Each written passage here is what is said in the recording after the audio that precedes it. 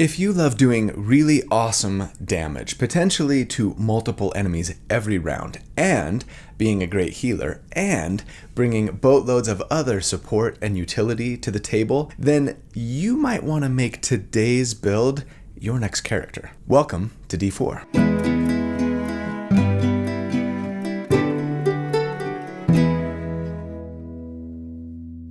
Hey everybody, so here at D4, each week we take a deep dive into specific character builds for our favorite role-playing games. I like to crunch numbers about them, theorycraft about them, not so that I can tell you the right way or the best way to play a character, but to explore one potential way to build something in the hopes of creating a character that's both really fun, but also really powerful to play. So if you enjoy creating characters for your favorite role-playing games almost as much as you enjoy playing the actual game itself, or if you're just looking for tips or ideas on how to build something that you're thinking about playing, then welcome home. This is where you belong, and I am so glad you're here. So thanks for watching. My name's Colby. Let's just jump right in. So for those who don't know, I used to play D&D as part of a group where we recorded and published our weekly games. The channel is still going strong. It's called Tales of Anaria. You can check it out right up there.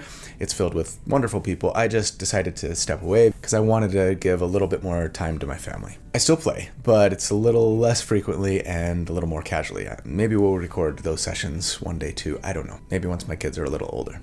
And Dallins are as well. Anyways, in season 2 of our Anaria campaign, I played a character who I named Aloma Skygazer. They were like a wolfish kitsune character, kitsune. I think it's supposed to be kitsune. We called him kitsune. Anyway, hooray for custom lineage, who I created taking the best parts of several builds that I had recently done at that time. The nature cleric, the stars druid, and the light cleric too, actually, to make what felt to me like the ultimate support character. And by support, I mean multi-target damage dealer who could both nuke big groups with fantastic burst damage as well as do fantastic sustained damage to multiple enemies round after round.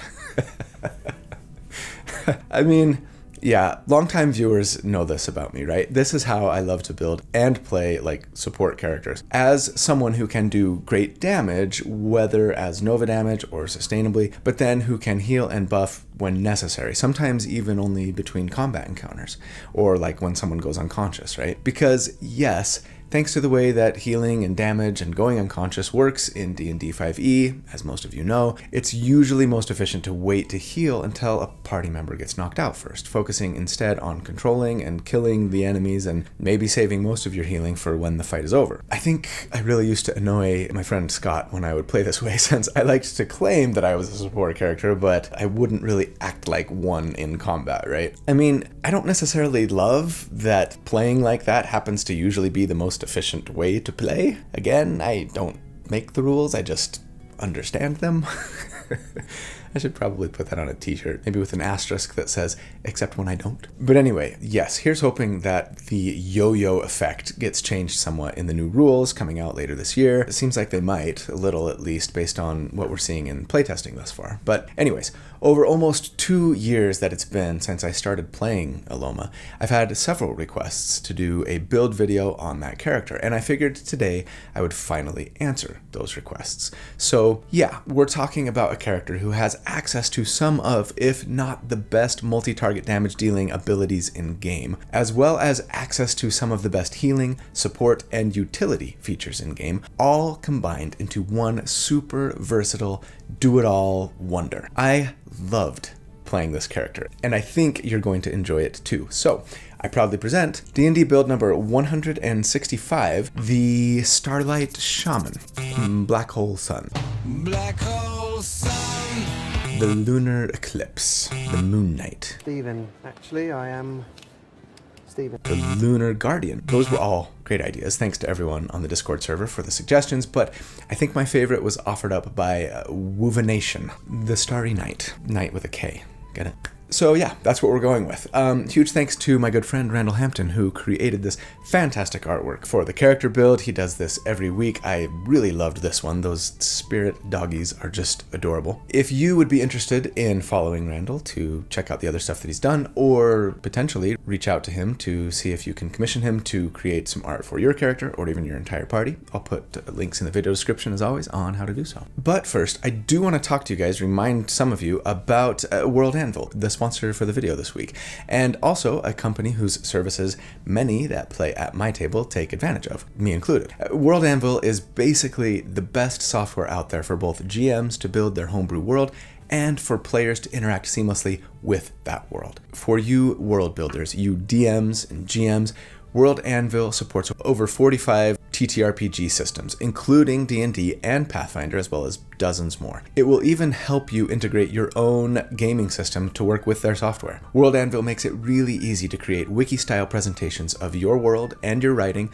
so that you can keep track of everything you build. They also have the best interactive map builder in the industry that you can customize like crazy, and even chronicles that combine timelines with those maps so that you can plot and keep track of what happened where and when in your world, whether like before your campaign started or while it's been going on, right? Presenting information to your players has never been smoother or simpler. And yes, players, World Anvil is for you too. It not only makes it easier than ever to access everything your GM wants you to know about their world and campaign, but you can even build your character right from within World Anvil's site, regardless of the setting or the system that your game is taking place in. Keep your character sheet, your backstory, journal entries, and session notes all in one place, where all the info you need about your GM's world is stored as well, just a click away. World Anvil does it all. I mean, they even have amazing tools for people who want to write a novel from the world they've built, and even ways to help you publish and monetize your book. So you guys, do yourself a favor, and if you haven't yet,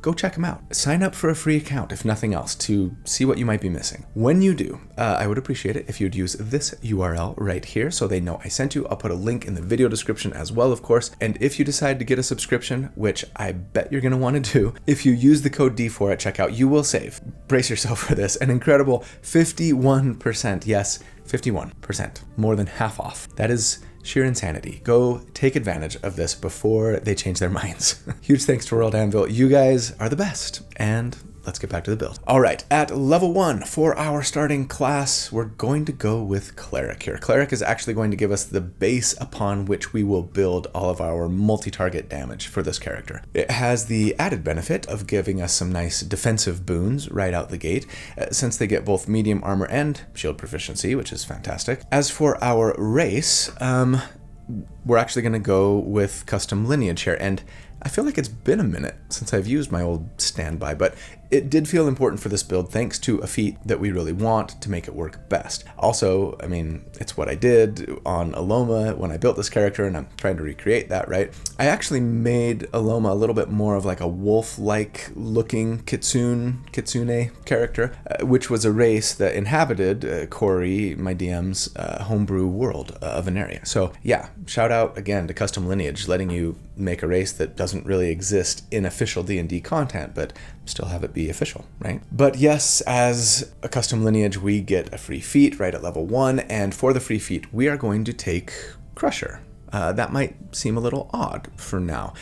We could definitely delay Crusher, as we won't necessarily need it right away here, but I like taking it right at the beginning so that we can have it when we need it. Feel free to go with like Resilient Constitution instead, arguably the stronger choice at level 1 to help protect our concentration checks, most importantly. But you know me, when I build for damage, I tend to kind of ignore everything else in the name of exploring what's possible, and yeah, that's pretty much the route I went here as well. Anyways, Crusher, it's a wonderful feat. It lets us bump our constitution or strength by 1, but also tells us that if we hit with an attack that does bludgeoning damage, and remember, it doesn't have to be a weapon attack, just an attack that does bludgeoning damage, we can move our target 5 feet in any direction, so long as it is in an unoccupied space and the creature is no more than 1 size larger than us. They don't get to save against this movement, it just happens if we hit. Also, we're told that when we get a critical hit that deals bludgeoning damage, all attack rolls against that creature are made with advantage until the start of our next turn. Very nice. We'll make good use of this feat later, but I mean, forced enemy movement is always handy, right? Knock someone off a cliff, push them away from a squishy ally so that that ally can run away safely, etc., etc. Now, we just need some bludgeoning damage. Hang tight. For our starting abilities, I'm going to assume we're going the point buy method as always and say let's start with a 14 wisdom and take our +2 there from custom lineage, a 13 constitution and then a +1 from the feat there, 14 charisma, 14 dexterity. We need the charisma for multi-classing purposes, at least at a 13, and I wanted at least a 14 dexterity as it not only benefits an important saving throw and our initiative rolls, but our armor class as well. If you really wanted to get Constitution to 16, you could by taking I guess a 12 in Dex and a 13 in Charisma, and I wouldn't really blame you for doing that. It would just bum me out to have only a +1 to my Dexterity modifier. As for equipment here, just standard stuff. Be sure and grab some scale mail, a shield, and whatever else you need. We're not going to plan on using weapons for this build. Our strength score is abysmal, relying 100% on spells for our damage. And yeah, right now we would be sitting at an 18 AC. Pretty solid for a level 1 character. As a cleric then, first up we get our Divine Domain, our subclass, right off the bat, right? And we are going to go with Light Cleric here. Those masters of burning the unrighteous with holy fire. Light Clerics are so good. They get a couple of features here. Warding Flare tells us that when we're attacked by a creature within 30 feet of us, we can use our reaction to flash light at them and impose disadvantage on the attack. It's too bad that we don't get to wait to see if the attack hits first, but maybe that would be too good. Anyways, we can do this wisdom modifier times per day. And then they also get some free spells. So yes, we get cleric spells here. Light clerics get the light cantrip for free, as well as Burning Hands, a decent little AoE fire spell at level 1 anyways, not at level 6 like when the Sun Soul Monk gets it. And they get Fairy Fire as well, which can be a nice way to grant advantage on attacks against enemies who fail their dexterity saving throw against it. Other than that though, I'm going to just say let's go with the cleric usuals here. Guidance for a useful +D4 on ability checks, Toll the Dead for some sustainable cantrip damage, Healing Word for a nice ranged heal with a bonus action, Bless, of course, it will probably be our go-to concentration spell for now, granting a D4 to you and your friends on all attacks and saves. So good. Before we continue, I just wanted to give a really quick shout out to my channel members. You guys are so amazing. I could not do this without you. Thank you so much for your support. If you're not a member, I would love it if you would consider at least joining. There's a little button down there that says join. You click on it.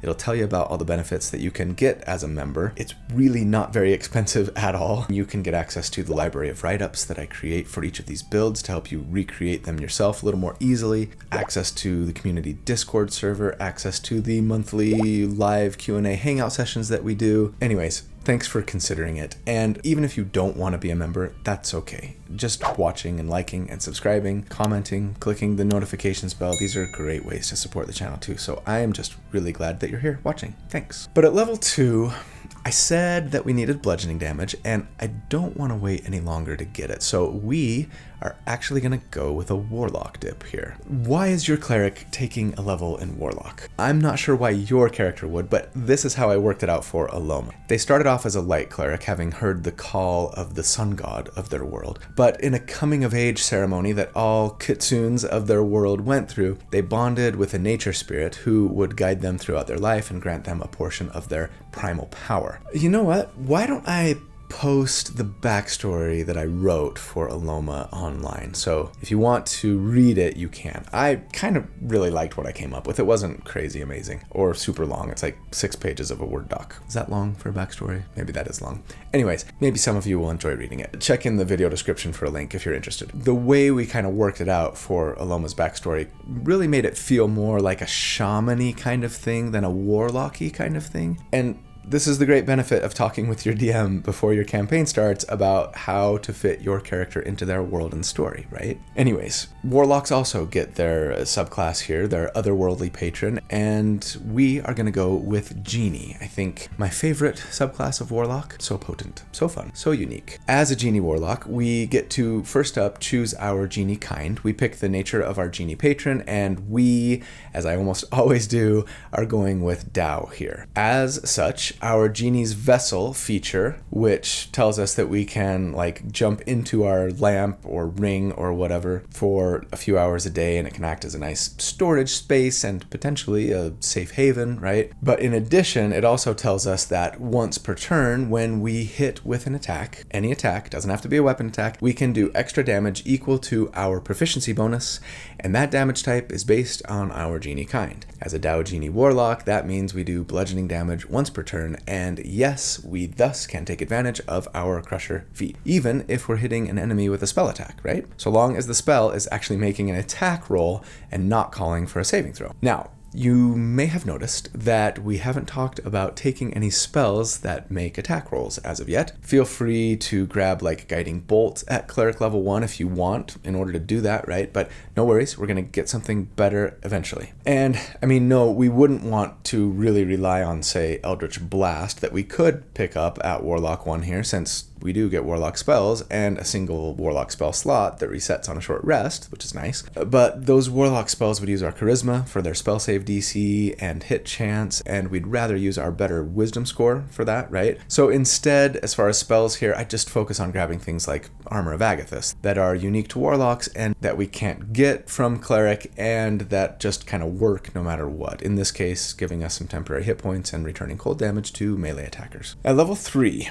you could make a strong argument for going Warlock 2 here. It would give you a second first level spell slot that resets on a short rest. That's nice. But more importantly, a couple of really nice invocations, including the fantastic Eldritch Mind, which would give us advantage on our concentration checks. Definitely worth considering. I really need to get a couple of important spells by our first damage report at level 6, so I'm going back to Cleric here, but you do what you gotta do. Thus, we would be a Cleric 2, and we get Channel Divinity, like all Clerics, right?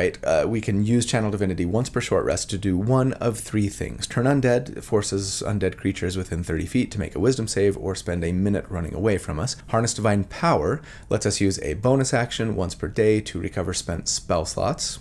Always handy. And then as a light cleric, we get Radiance of the Dawn, which lets us use an action to banish magical darkness and force enemies within 30 feet to make a Constitution saving throw or take radiant damage equal to 2d10 plus our cleric level, half of that on a save. Not a bad little AoE ability. It's not great, but it scales nicely, and it doesn't take up a spell slot. So yeah, keep it handy. At level 4, we would be a Cleric 3, and that means we get second level Cleric spells. Light Clerics get Flaming Sphere and Scorching Ray for free, both situationally useful fire damage spells, neither of which I'm necessarily going to plan on using in combat, however. Other than that, I would again kind of go with the Cleric usuals. Aid for a nice multiple character heal and buff to maximum hit points, Hold Person to paralyze humanoids, Lesser Restoration for a magical cure-all, but the one I want to focus on, and that we will be using, I think, for the next few levels anyways, is that old Cleric standby Spiritual Weapon. It's funny, my friend Chris, Treant Monk, put out a video on Spiritual Weapon while I was in the middle of writing this script, discussing like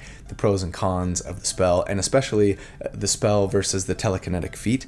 It's a really great video. Check it out up there if you haven't seen it. I wasn't planning on using either telekinetic or Spiritual Weapon on this build originally, but after watching that video I realized that Chris didn't mention one great thing about Spiritual Weapon, or at least the way that it might work, and I mean, it's no surprise that he didn't, because it's a very niche and specific use case for the spell. But anyways, I might be able to highlight it here, and it actually works out really well for the build early on. Because, you see, Spiritual Weapon, I mean, it's a nice spell. You cast it as a bonus action, and it summons a spiritual weapon whose form you get to pick. I always like to go with a nice warhammer, but that might be a little vanilla.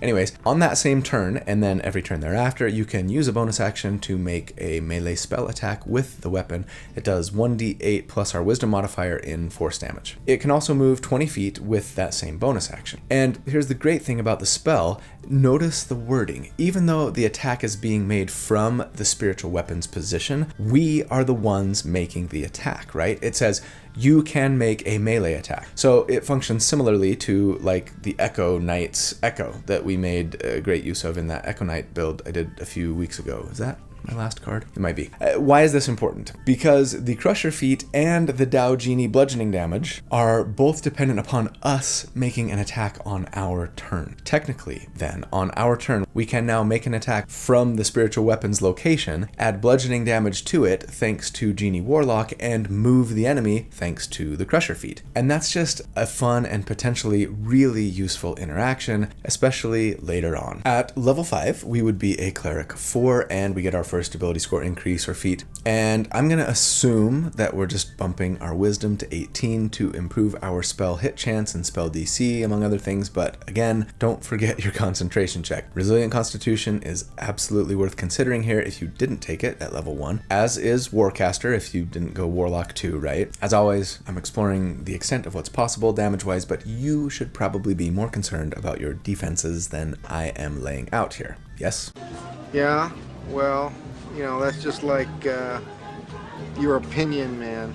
At level 6, we would be a Cleric 5, and this is where things get really good for us because it means that we get 3rd level spells. Light Clerics get Daylight for free, which is potentially useful sometimes, and somewhat more famously, that favorite spell for the blasters of the world, Fireball. They're the only clerics who get it. I don't know that I need to say that much about Fireball. 8d6 fire damage in a 20-foot radius sphere is just awesome when you need it. And it's the spell that gives this character their ability to burst, nuke multiple enemies when need be, right? The spell that makes them a pretty standout healer, aside from the always handy healing word that we picked up at level 1, is Aura of Vitality.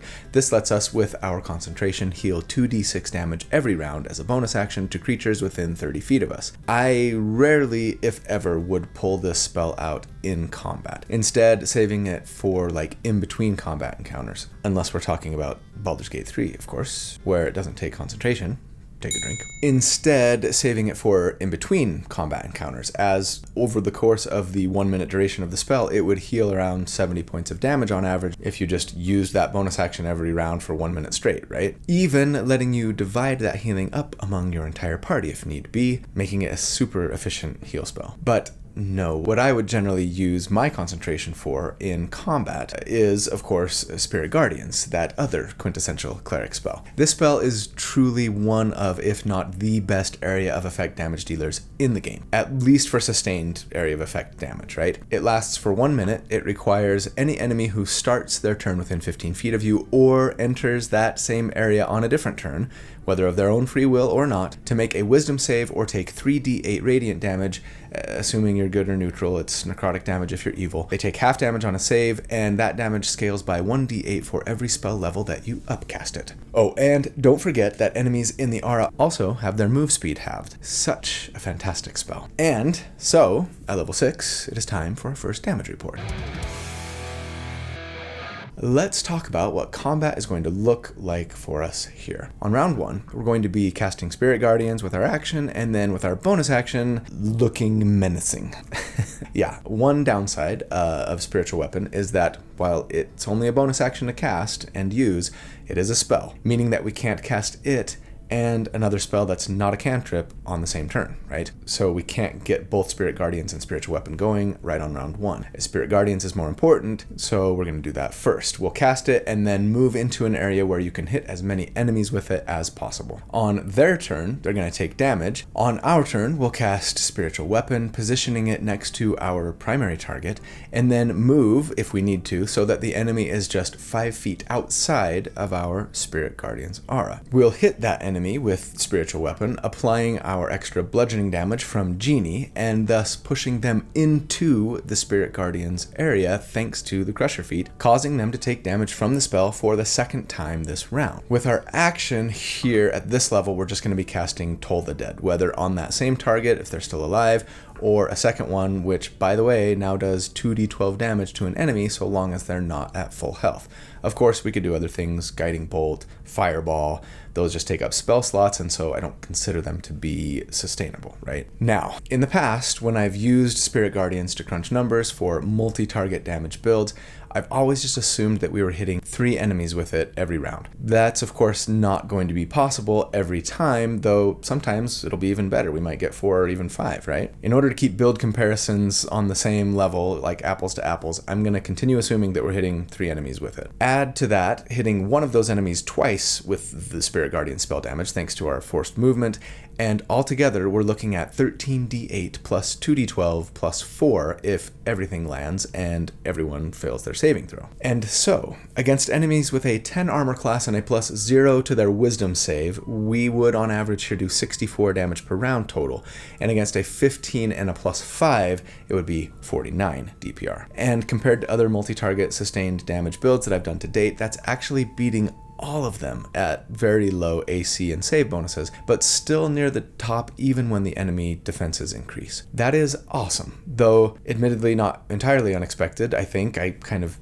experienced this firsthand in game. One nice thing, at least at this level, the vast majority of that damage is happening to a single target, and that's great since it tends to be more tactically advantageous for us to be focusing on one enemy with most of our damage rather than spreading a little bit of damage onto several targets, right? Best of all, yes, we are a great supporter and healer when we need to be. Oh, and we can fireball. And yeah, I would love to use my action for that once in a while when enemies were positioned just right. Do some serious burst damage and then like mop up what's left of their health with Spirit Guardians. I love this build so much, but it's only going to get better. Because at level 7, now that we've got our most important spells from Light Cleric, we are actually going to go Druid. Why? A number of reasons, actually. First of all, because we want the Thorn Whip spell, and I'd rather take a level of Druid for it than sacrifice a feat. Yes, I know we could have gone Nature Cleric, but then we wouldn't get Fireball and other Light Cleric goodies that I really like. I've got other reasons as well, but we'll talk about those in a minute. What about your character's story arc, though? Why Druid levels now? I don't know that you absolutely have to have, like,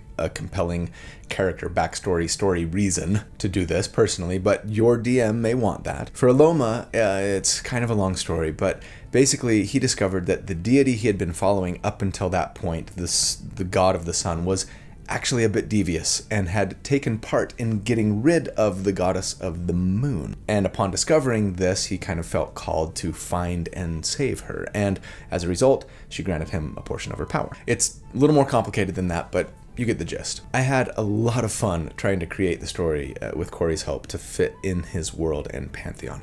Anyways, whatever your reasons, we are taking Druid levels now. That means we get Druidic, the special coded language that Druids can use to leave messages for one another in the wild, and then we get Druid spells, and while yes, that means that we can get great stuff like Goodberry for yet another efficient and useful out of combat heal and ration saver, and we can get Entangle for a really nice potential control option. The thing we're most interested in here is the Thorn Whip cantrip, like I said, as that will let us, with an action, make a melee spell attack against an enemy within 30 feet, and if it hits, we can do damage to them, 2d6 now that we're past level 5, and pull them up to 10 feet closer to us. No save against this forced movement either, they just again have to be large size or smaller. So, we now have 2 ways to pull enemies into our Spirit Guardian's aura, one with our action and one with our bonus action, thus doubling up on the damage from Spirit Guardians on 2 enemies each round, and that is really awesome. Dude, shut up! That is awesome sauce! At level 8, I am going to stick with Druid, even though we've got our Thorn Whip. Why? In a nutshell, I think Druid just offers more than more Cleric levels offer. Clerics are good, but arguably, like so many classes in D&D 5e, most of their best features and spells come fairly early on. We've already got those. After that, the main reason to stay Cleric, mechanically at least, is really for the higher level Cleric spells. And while there are some really good higher level Cleric spells, I think Druids just have a much better spell list. You tend to get a lot more variety with the Druid spell list, more utility, control, and overall power. But wait, you might be saying, we would be starting over here by multi-classing into Druid. We're not going to get higher level Druid spells for a really long time, right? Right. But I think sacrificing higher level Cleric spells for some of the good lower level Druid spells and other Druid features is totally worth it, personally. If you wanted to go back to Cleric here, you totally could, and you would be just fine. With Thorn Whip and Spiritual Weapon, you can be kind of doing this character's core mechanic of Spirit Guardians and pulling 2 enemies into Spirit Guardians every round, and it'd be great. I prefer Druid levels, and we'll get more into the details of why as we go. One of the reasons is for Wild Shape, which we would get here at Druid 2. This lets us transform into a beast of 1/4 challenge rating or lower, twice per short rest, and while those beasts can't have a fly or swim speed, for now at least, this can still provide us a lot of great utility, especially if we're trying to get somewhere that it would be difficult to get to otherwise. Get in, snoop around, eavesdrop, etc., etc. There's just a ton of usefulness that you can get from this feature outside of combat. There are other things we can use our Wild Shape charges for, of course. Wild Companion, for example, to summon a familiar for ourselves, a la the Find Familiar spell. This familiar only lasts a number of hours equal to half our Druid level, just like Wild Shape, but it's pretty handy to be able to summon that familiar, if for no other reason than to get advantage on our first attack on our turn. And sure, I'll assume when I crunch numbers going forward that we've got advantage on our first attack on our turn. But we can also use Wild Shape charges for other stuff depending on our subclass, which we also get at this level, our Druid Circle. And in case you hadn't guessed it yet, yes, we are going with Stars Druid here. I think this is my favorite Druid subclass. It's got great flavor. I think especially pairs well with Light Cleric here, personally. But yeah, I just really love the abilities that Stars Druids get. The first of which, Star Map, tells us that we get a little star chart, which lets us know the Guidance cantrip, which we already knew. It lets us have the Guiding Bolt spell prepared, which we may have already had. But that also, proficiency bonus times per day, we can cast Guiding Bolt without spending a spell slot. Probably not something we'll do all that often, honestly, unless maybe we're up against like a huge or larger creature and can't pull them. May as well Guiding Bolt them, right? The best part of being a Stars Druid, though, is the Starry Form feature. This tells us that as a bonus action, we can spend a use of our Wild Shape to instead take on a Starry Form for 10 minutes. One of 3 different forms, actually, that each come with different benefits. Chalice Form lets us restore additional hit points when we cast a heal spell. Very nice. Dragon Form gives us a huge buff to our Intelligence, Wisdom, and Concentration checks, treating anything rolled lower than a 10 for those as a 10. I'd use that all the time if it weren't for the Archer Form that I really want. This simply lets us use our bonus action to make a ranged spell attack against a creature within 60 feet of us that does 1d8 plus our Wisdom modifier in radiant damage. And going forward, I would much rather be using this than Spiritual Weapon, and it was one of the main reasons I wanted to go Druid. It just has a lot of benefits over Spiritual Weapon, I think. It's not a spell, so we can make this attack on the same turn that we cast a spell with our action, no problem. And more importantly, it's just going to be a lot easier to hit enemies reliably with it. Remember, Spiritual Weapon only has a 20-foot move speed. Oftentimes, that will mean that it won't be able to get into range of the enemy that you want to hit, regardless of whether or not you will be able to get into position, right? With Archer Form in a 60-foot range, it's just going to be a lot easier to more reliably position yourself with an enemy just outside of Spirit Guardians, hit them with this attack, and again, since it's an attack, you'll be able to add the Dao Genie bludgeoning damage and thus the Crusher feat to move them inside your aura. Perhaps best of all, not having to rely on Spiritual Weapon will also save you spell slots and will free you up to prepare a different cleric spell, right? And even though you could potentially upcast Spiritual Weapon to do a little bit more damage than that Archer Form attack, because we do have 4th level spell slots now thanks to multiclassing, the damage from Spiritual Weapon increases by a d8 for every 2 levels you upcast it, right? But let's be honest, that would be really ill-advised to spend a 4th level spell on getting 1d8 more damage out of your Spiritual Weapon. I would just much rather use Archer Form going forward, especially since eventually anyways the damage for that will increase too. By level 9 we would be a Druid 3, that means 2nd level Druid spells, and while there are some great options here that we didn't get access to as a cleric, Pass Without Trace being maybe the best for a really great party-wide stealth buff. There's also Spike Growth 2 as well as others. I'm just going to say what you're going to be hearing a lot of from this point on, PYF. Pick your favorite. Nothing that we'll plan on using in combat, so focus on the utility and buffs and control options, I would say, from here out. Okay, at level 9, it is time for our next damage report. and we've seen a fair bit of change since last check. Now, on round 1, we're probably just casting Spirit Guardians with our action, but then going into Archer form with our bonus action, then moving so as to get as many enemies as possible in the range of our Spirit Guardian's aura. On round 2, we can move so that one enemy is just outside of our Spirit Guardians, and then Thorn Whip them inside, then do the same to an enemy with our bonus action and Archer form attack. And, no reason we couldn't move after Thorn Whipping if need be to do that thing to the second enemy, right? We do get advantage on one attack now, thanks to our familiar. And I guess there's no reason why we couldn't use that on the Archer form attack. That does a little bit more damage thanks to the fact that it's adding both our wisdom modifier and our proficiency bonus from Genie Warlock, right, to the damage. So I'm going to assume that we'll have advantage on that attack and do that first. No reason we can't take our bonus action first here before our action, right? Finally, we will see a damage increase from Spirit Guardians, assuming that we're using our 4th level spell slot to upcast it here for 4d8 damage per tick. And so, against enemies with a 10 armor class and +0 to their wisdom save, we would now do 97 damage per round on average, spread out amongst 3 different enemies, right? And against a 16 AC and a +6 wisdom save, it would be 72 DPR. And that is a very healthy, 50% increase or so over last damage report, keeping us at or very near the top when compared to other multi-target sustained damage dealers that I've done to date at this level. That's incredible. And we just bring so much more to the table than sustained damage, truly. We are definitely living our best shamany lives at the moment. All right, at level 10, we would be a Druid 4, and that means another ability score increase or feat. And now, again, in the interest of damage above all, I'm going to say we're increasing our wisdom to cap it at 20, but just like last time, of course, if you haven't taken Resilient Con or Warcaster yet, especially if you didn't start as a sorcerer or an artificer at level 1 or something for Constitution save proficiency, or take a 2nd level of Warlock for advantage on concentration checks, then you should probably do one of those things, going Resilient Con or Warcaster.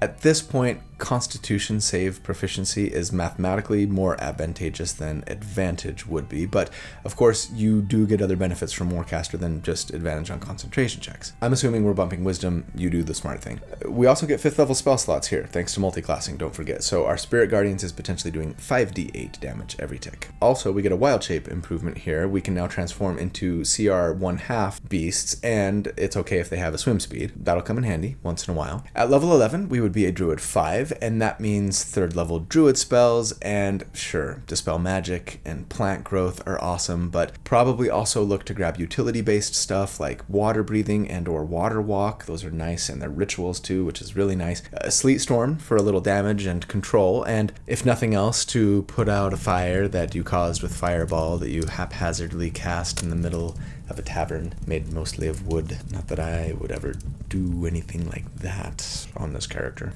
Don't forget, Thorn Whip gets a bump here at level 11 now to 3d6. At level 12, we would be a Druid 6, and as a Stars Druid, we get Cosmic Omen, which is a really cool feature.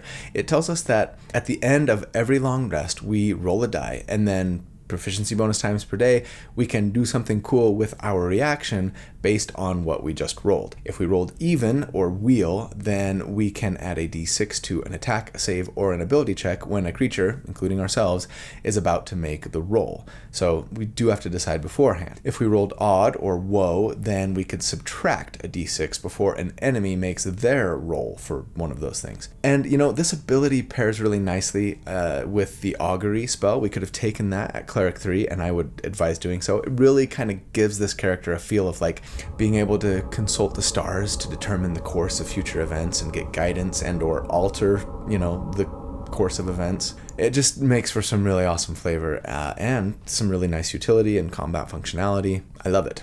We also get 6th level spell slots at this level now too, thanks to multiclassing. At level 13 though, we'd be a Druid 7. That means 4th level Druid spells. And, speaking of kind of that cosmic foretelling of the future. With 4th level druid spells, we could get divination, further enhancing our consult the stars and or the gods vibe. Aside from that, there are, as always, some great options for druids here. Blight can be a decent single target burst spell, especially against plants or plant-like creatures. Freedom of movement is a nice buff. Grasping Vine can be really great control. Locate creature brings some nice utility. Polymorph is always useful, of course. Wall of Fire can do nice damage and control. Fire Shield can be a nice concentration-free deterrent for enemies that want to hit you. There are too many good ones to choose from. A nice problem to have. Druid spell list is really good. So yeah, PYF, pick your favorites. All right, at level 13, it is time for our next damage report.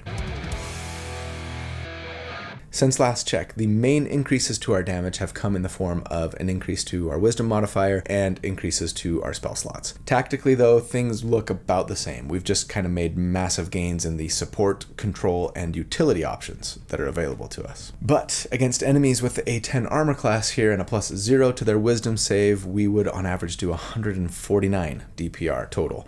And against 17 and a +7, we're looking at 115 DPR. Again, spread among 3 enemies, but mostly against 2, and it's just a nice, steady increase still, even better than 50% depending on enemy defenses. Beating out, as usual here, all but the Bardic Brawler when compared to other multi-target sustained DPR builds I've done to date at this level. Do I have any cards left to link to Bardic Brawler? But yeah, bringing an insane level of support and utility to boot. So good. At level 14, we would be a Druid 8. We get another ability score increase or feat, and this time, if you didn't take them before, with Wisdom capped, we should definitely go Resilient Constitution, maybe Warcaster. If you already took one or both of these, then you're going to want to bump your Wisdom here, of course. We do get another Wild Shape improvement here. We can now go CR1 for beasts, and it's okay if they have flight, which is great. That much more utility. Don't forget 7th level spell slots now, thanks to multiclassing. At level 15, we would be a Druid 9, and that means we get 5th level Druid spells. Go ahead and pick your favorites from this incredible list. Cone of Cold, Awaken, Greater Restoration, Mass Cure Wounds, Tree Stride, Wall of Stone, Wrath of Nature, and many, many more. At level 16, we'd be a Druid 10, and as a Stars Druid, that means we get Twinkling Constellations, which simply increases the damage from Archer form and the healing from Chalice form by a d8, so 2d8 now. Gives us Flight while in Dragon form, awesome, and even lets us change which form we're in at the beginning of our turn, which is the best part about this. No bonus action or anything required. So now we can fly in the middle of combat if we really need to, or switch to give a little buff to our healing if we know we're gonna be casting Healing Word with our bonus action instead of making Archer attack, right? Someone's gone down. I just love the increased versatility that this brings. Also, we get 8th level spell slots now, thanks to multiclassing. But finally, for us, at level 17, we would be a Druid 11, and that gives us 6th level spells. And when Heal, one of the best in-combat heal spells in the entire game, and Hero's Feast, one of the best party-wide buffs in the entire game, exist, it's difficult to say PYF, but there are so many other useful and unique ones, like Transport via Plants, Druid Grove. Anyways, have fun with it. Don't forget, Thorn Whip gets its final buff here to do 4d6 damage when we hit with it. So, at 17, final damage report. Since last check, the big bumps to our damage have come from, again, the potential increase to Spirit Guardian's damage thanks to upcasting, as well as a small bump to our Archer form attack, and a even smaller bump to Thorn Whip. Other than that, we've just continued to increase our support, utility, and control options thanks to that really fantastic Druid spell list. And so, against enemies with a 10 armor class and a +0 to their wisdom save, we would on average now, spread out over 3 targets, do 204 damage per round, and against an 18 and a +8, it would be 153 DPR. And again, while that is spread out among 3 targets, I mean, we broke the double century mark for sustained damage against low defense enemies anyways, and that is rarefied air indeed, matched only one other time to date by that Bardic Brawler build that I love so much. So let's break it on down with some final thoughts. The tier score here for this character, if you take the damage that they do at each of the armor classes and saving throw bonuses that we calculated for at each of the 4 damage reports and just average it all into one big number, we get a 93, putting us very near the top of the spreadsheet for sustained multi-target builds, getting beat out by the Bardic Brawler alone. So yeah, I mean, final thoughts, you can probably guess what I'm going to say. This build is freaking amazing. And it's one of the few of my builds that I've actually had a chance to play in game. So I can say that not just based on the spreadsheets, but based on actual experience. Aloma really felt like they could just do it all. Nova AoE when need be. Incredible sustained damage to multiple enemies. Fantastic support and control and utility when I needed it. It was easily the most fun I've ever had playing a support, or I suppose support-like character. Maybe because I felt like I could do so much more than just heal and buff my allies with this build. When you can bring this much consistent devastation to your enemies, then turn around and bring your allies back from the brink of death when you need to, healing them often to full between fights, and buffing them up to boot, leading the way by consulting the stars, locking down the battlefield when it's called for, and like letting your party teleport around the world as long as there's a tree nearby. I mean, yeah, it just really feels like there's nothing this character can't do. So I hope that you get to enjoy it sometime as much as I did. But either way, that's the build for the week. I love you guys. Thank you for all that you do for me and for this channel. I hope that you have a fantastic day and a really great week. And if you don't, please hang in there. You've got this. I hope that you will do good and be kind and stay safe, and that I see you again very soon. But until then, take care. Bye.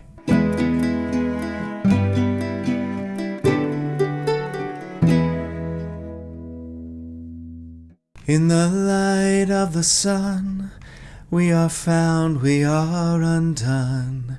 In the light of the sun, we are undone. And you don't know me. You know one side of the story. But if we could be free, one with all this glory, if we could be free. Oh, that song is by the Waylon Jennys, one of my favorite, maybe my favorite band of the moment, I suppose. Folk trio who I love. But that song, actually, I wrote into the backstory for Aloma. If you check the link that I'm going to try to remember to put in the video description, you'll see it at the end. And it worked so perfectly for the backstory that I was trying to create, kind of in conjunction with Corey, kind of fitting it in his world. Anyways, it was awesome. So I just had to sing a little snippet of it. When we're attacked by a creature within 30, maybe they only get one. Well, sorry. And we're going to cast Spirit Guardians. We're going to cast Spiritual Weapon. Oops, I need to change that. No. Of our Spirit Guardians aura. Once again, we'll hit that enemy with Spiritual Weapon. In order to keep my builds mop up what's left, and then mop up what's left of their I say again, with Crusher, it's just, well, don't even go into that. Just don't even say that. Okay. And we'll get into why, and we'll get into more details as